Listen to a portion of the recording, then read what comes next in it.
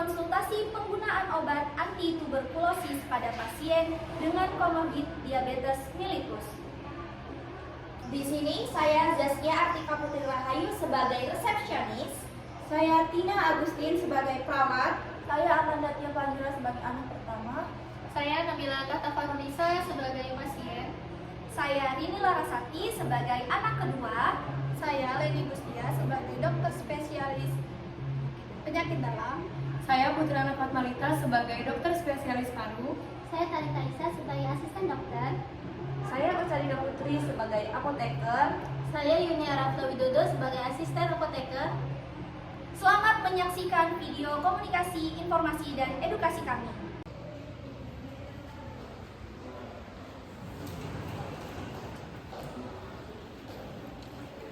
Selamat pagi Ibu, selamat datang di Rumah Sakit Sehat Sentosa. Ada yang bisa saya bantu? Pagi Mbak, saya Bula mau kontrol TB sama mau cek gula darah. Udah 2 minggu juga konsumsi obat TB. Baik Ibu, saya cek dulu ya datanya.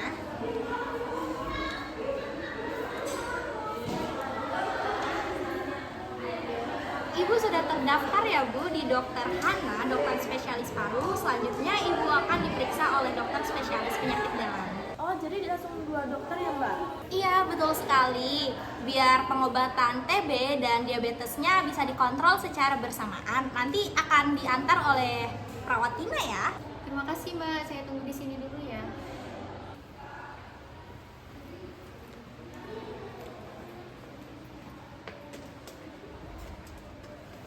Baik, Ibu. Saya periksa dulu ya tekanan darahnya. Yesus.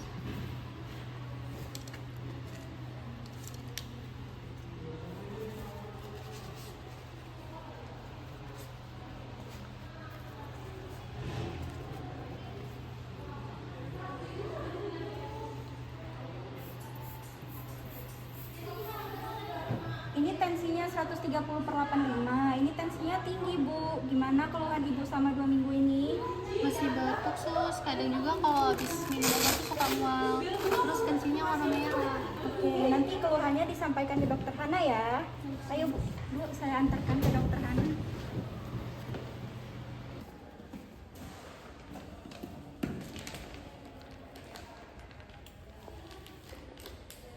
Baik, Ibu. Ayo kita temui dokter Hana.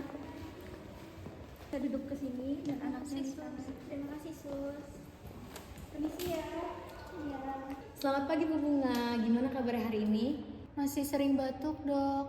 Kadang juga kalau habis minum obat itu mual, terus kencingnya warna merah, jadi khawatir dok. Nggak perlu khawatir Bu, warna urin merah itu karena rimpavisin, efek yang umum dan tidak berbahaya. Tapi saya lihat dari catatan perawat, Ibu juga punya diabetes ya? Iya dok, saya juga tiap harinya lagi konsumsi glibenclamid, tapi kok gula darahnya masih tinggi ya dok?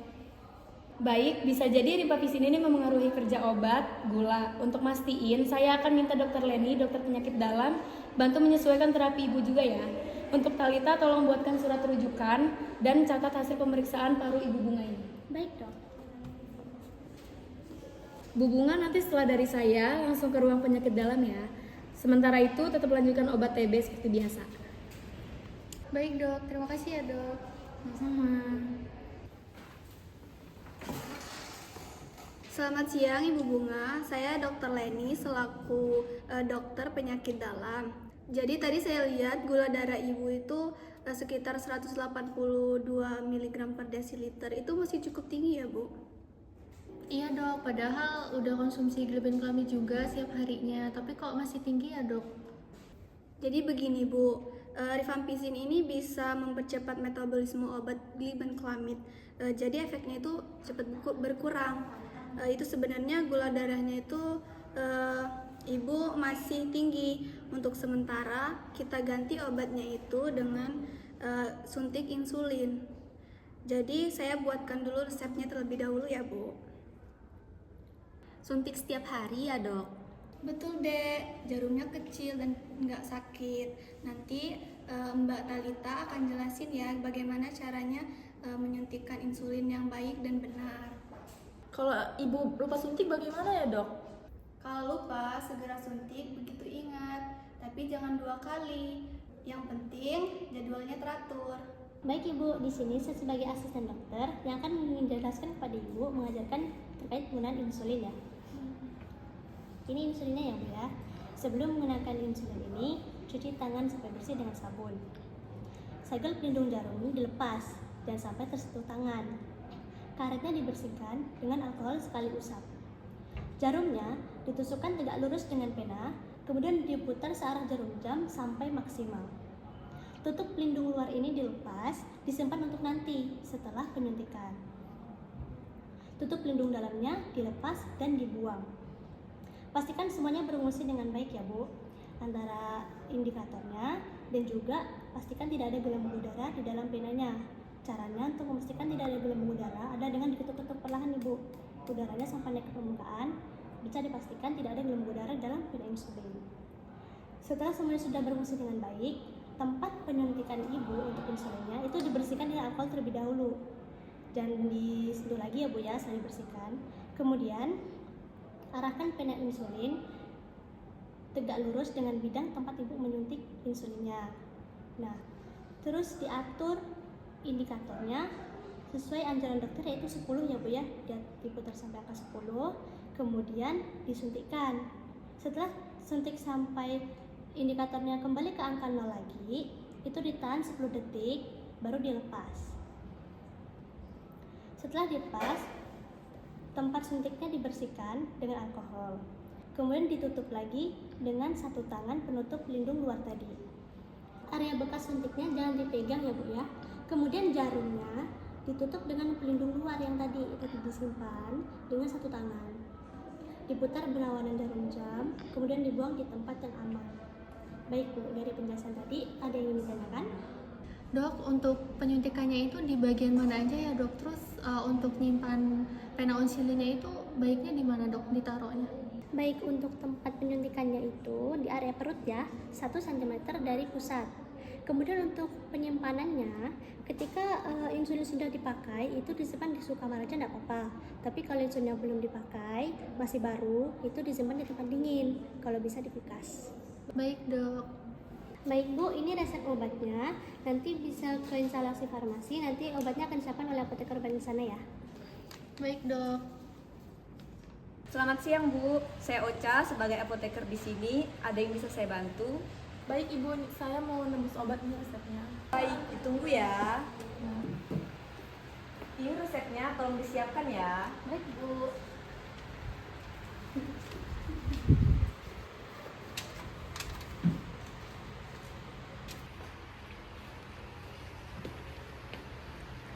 Ibu, ini obatnya ya yang akan dijelaskan oleh asisten saya.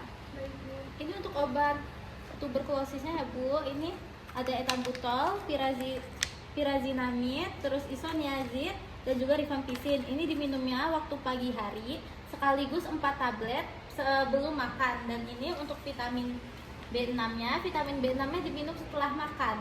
Dan ini untuk insulin.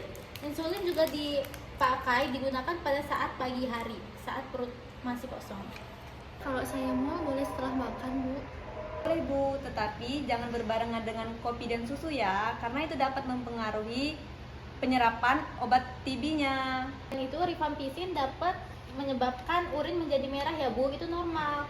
Namun kalau Ibu merasa gatal-gatal parah, terus juga mual dan juga mata kuning, itu Ibu harap segera datang kembali. Berarti efek obatnya harus diawasi terus ya Bu? Kali kami juga akan pantau fungsi hati lewat hasil lab tiap bulan.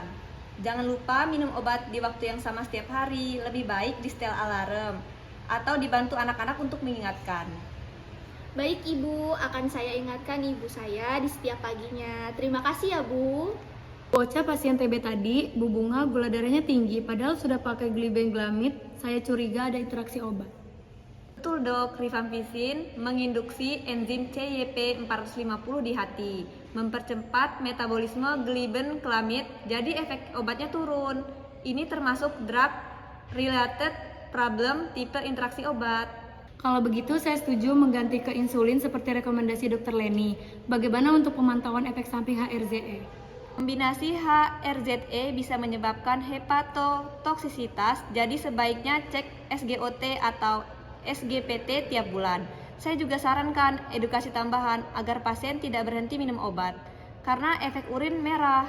Baik, nanti kita atur jadwal edukasi ulang minggu depan. Terima kasih atas kolaborasinya Ibu Ocha. Sama dok, dengan komunikasi seperti ini, resiko DRP bisa ditekan seminimal mungkin. Jadi Bu Bunga mulai besok itu suntik insulinnya setiap pagi sebelum sarapan ya, obat TB-nya tetap minum rutin.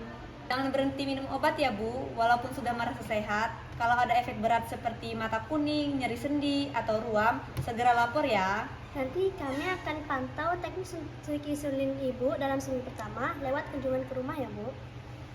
Baik, terima kasih banyak ya dok, bu, suster. Sekarang jadi lebih paham. Kita akan bantu Ibu minum obat tepat waktu. Dan kami akan mengingatkan Ibu untuk selalu makan sehat.